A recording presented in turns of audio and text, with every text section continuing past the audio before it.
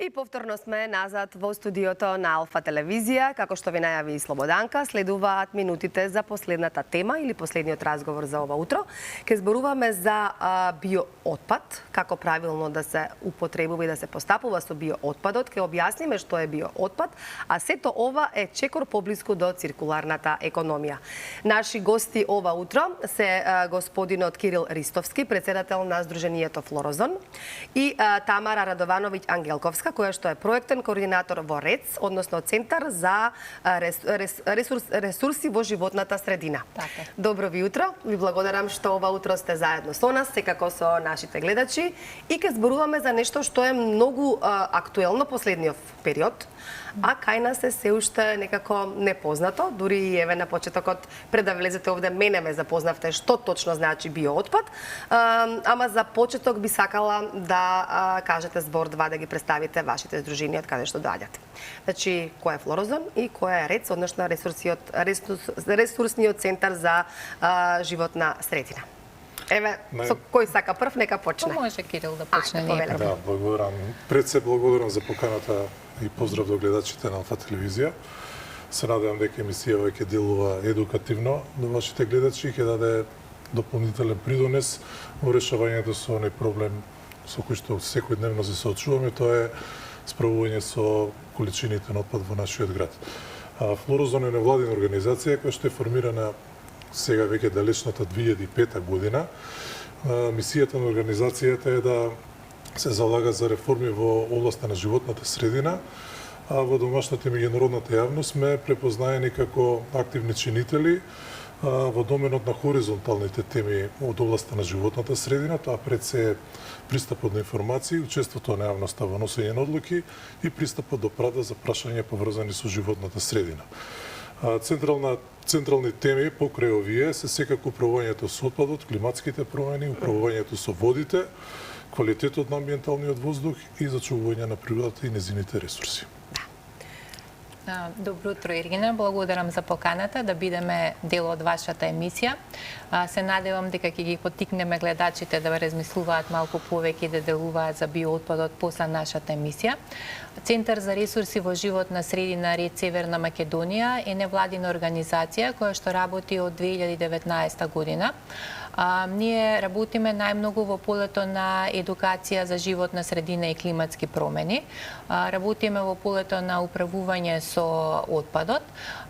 Исто така долги години работевме во полето на имплементација на енергетска ефикасност низ компаниите во Македонија и секако поддржуваме различни одржливи решенија за одржливо искористување на ресурсите во урбани заедници и во рурални заедници. Да.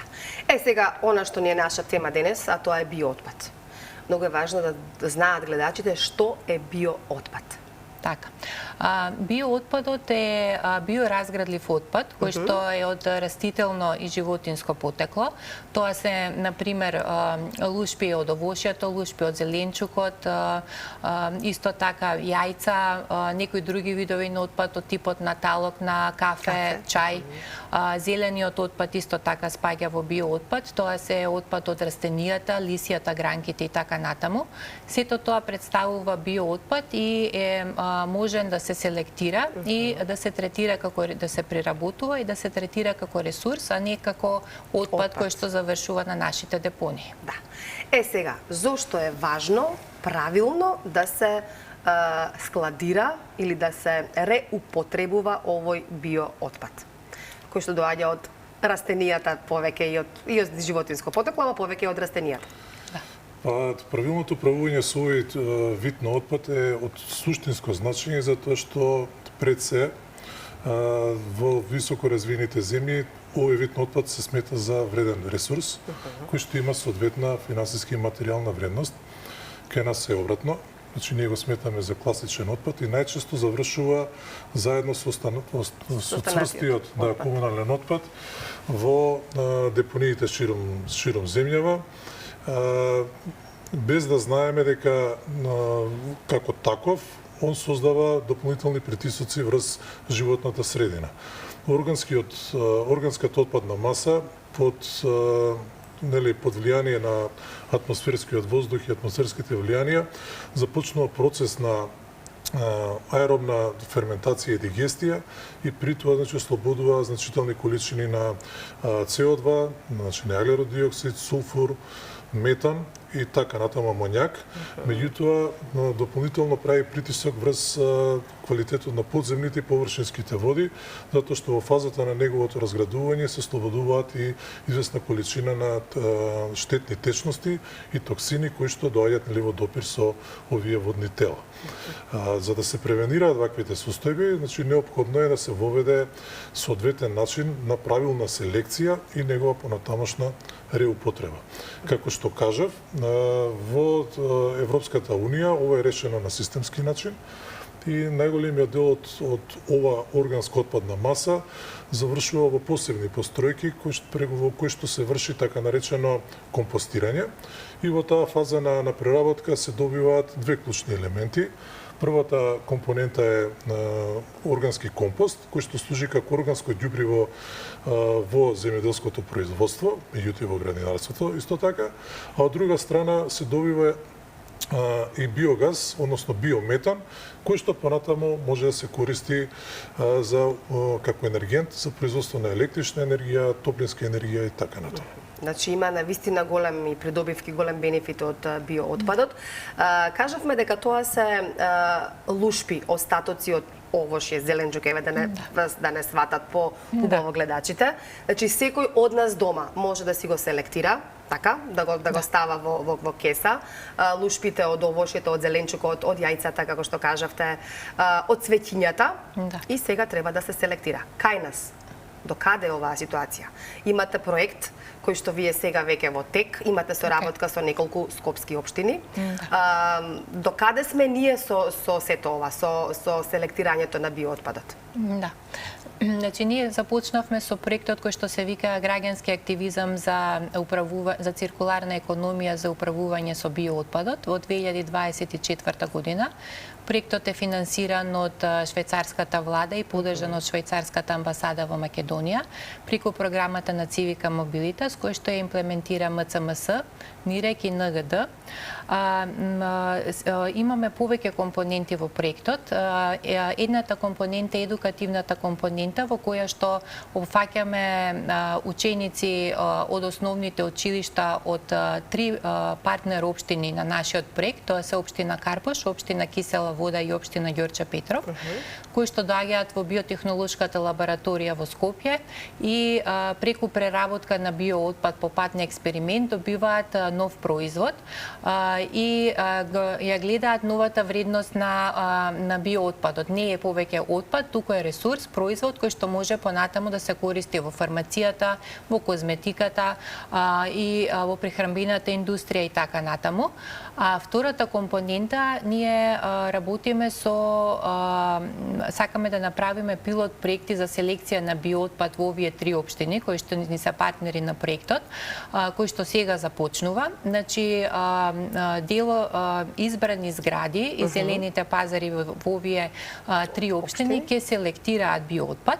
Граѓаните тоа ќе го прават дома, потоа биоотпадот ќе се фрла во една канта која што се наоѓа пред нив во зградата и потоа комуналното претпријатие или комуналните служби на општината ќе го превземаат биоотпадот и ќе го носат во две компостари во Скопје, кој што ќе се компостира.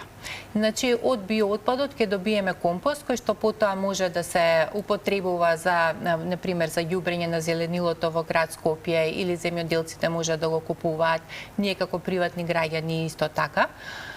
И исто така во рамките на овој проект започнавме бидејќи сметаме дека едукацијата е многу важна, особено меѓу граѓаните во Македонија, затоа што кога ги прашавме во анкетата која што ја спроведувавме за познавањето за состојбите со биоотпадот, таа беше спроведена во септември-октомври минатата година, 91% од граѓаните одговорија дека би сакале да селектираат биоотпад и би сакале тоа да биде системско решение. во градот Скопје. Значи, на вистина има поддршка од граѓаните, затоа ние преку овој пилот проект сакаме да покажеме дали е тоа возможно и како е возможно. И потоа ќе произлезе и студија која што ќе дадеме на нашите партнери општини и на Скопскиот плански регион да ја разгледуваат и можеби ќе добијат идеи како да имаме едно поинтегрирано управување со биоотпадот. Кажавте дека се засега само овие 3 општини и градот Скопје опфатен. Што е со останатите општини, со останатите делови од Македонија, поготово во руралните средини? Како е тоа таму решено сега засега? Или едноставно исто завршува како отпад? Завршува, да. Практиката е малтене секаде иста, подеднакво иста, затоа што, како што кажеме на почетокот, отсуствува еден интегриран модел на управување со овој вид на отпад и најчесто завршува заедно со остатокот како збирен отпад. Сепак, морам да кажам дека во руралните делови, онаму каде што имаме сточарски и земјоделски фарми, практиката е малку поинака. Отпадот од овие фарми најчесто се компостира од страна на фармерите. Ова е практика која што веќе е присутна во минатото, меѓутоа и продолжува и понатаму да се практицира. И завршува како органско ѓубриво назад во нивите. Проблемот е во урбаните заедници, значи во самите општини, во централните градски подрачја, каде што отсуствува примерната инфраструктура за селекција и третман на овој отпад. Затоа сакаме да покажеме преку овој проект дека постои модел, дека постои решение. Институциите колку се вклучени тука? Па пред се колку е важно? Кога зборуваме за институциите, треба да ги поделиме на два сегменти. Тоа е Министерството за животна средина, кој што е носител на законската рамка. И во таа смисла морам да кажам дека пред година дена се усвои Националниот план за управување со отпад, кој што предвидува регионален модел за управување со отпадот. Од посебен аспект се разгледува и биоотпадот како клучна тема во рамки на планот и се предвидува негово соодветно селектирање и понатамошна преработка, односно компостирање. Кога станува збор за општините, секоја општина согласно Законот за локална самоуправа има можност и право да креира сопствени политики за управување со овој вид на отпад. Пилот општините, каде што го спроведуваме овој проект, прокажа исклучителна политичка волја и зрелост и практично ни овозможија, ни поттикна да преземаме конкретни чекори да ги прошируваме нашите активности. Тамара кажа дека ќе имаме колективни стамбени единици каде што ќе поставиме канти за селекција на отпадот, меѓутоа со поддршка на самите општини, они ни практично не поттикна да прошириме оваа активност на ниво на зелени пазари.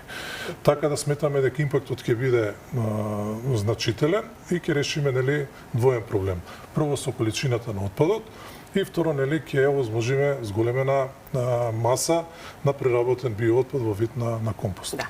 Тоа се придобивките, така? Да кажеме, кои би биле придобивките од правилно селектирање на биоотпад, ама многу е важна и ова ваше излегување на телевизија, многу е важно да се подигне и свеста на луѓето, на граѓаните, да знаат што е биоотпад и да селектираат, бидејќи луѓето сакаат да селектираат. Се селектира и пластика, и стакло, или и батерии, еве сега и нешто што е ново, тоа е биоотпад. Дали има уште некоја придобивка која што би сакале да ја спомнете, бидејќи тука сме некаде при крај уште една минутка, две, и би сакала порака да кажете до сите оние кои што не гледаат, како правилно и од кога веќе ќе може правилно да има канти и од кога ќе може правилно да се селектира овој биоотпад? Значи, пораката до граѓаните, мојата порака до граѓаните би била да почнат прво да се едуцираат, да видат што е отпад, во тека една кампања за подигање на јавната свест во рамките на проектот, а потоа да почнат со селекција на биоотпадот во своите домови и да ги поттикнуваат и нивните пријатели да го прават истото. Сега сме во еден момент кога гледаме дека кандидатите за локалните избори сите ги спремаат своите програми, па можеби доколку имаат контакт, добре идејата да се сподели ова да биде дел од нивните програми, ние секако ќе го дадеме тоа како едно решение, да. И колку и да сметате дека не правите многу, дека правите мали чекори, сепак многу значат за животната средина, а сите сакаме да живееме во една здрава животна средина, да бидеме здрави, да раснеме здрави деца. и да бидеме едноставно срекни и да го немаме овој проблем со отпадот кој што гледаме дека постојано некако ни се случува низ годините. Да. Толку ни е времето. Ето, колегата ми кажа веќе крај, значи дека треба да го завршиме разговорот. Многу ви благодарам. Ќе ве викнеме повторно, бидејќи ќе сакаме повторно и повторно да се зборува за оваа тема, секогаш кога е за доброто на сите нас. Ви благодарам што утринава одвоивте време да бидете дел од Добро утро секој утро од нашите гледачи. Објаснивме во кратки црти што е биоотпад и се радувам за тоа што ќе може и ова конечно да се селектира во поголемите стамбени единици, а зошто не понатаму и секаде каде што има потреба. Ви благодарам. Благодарим, Ирина.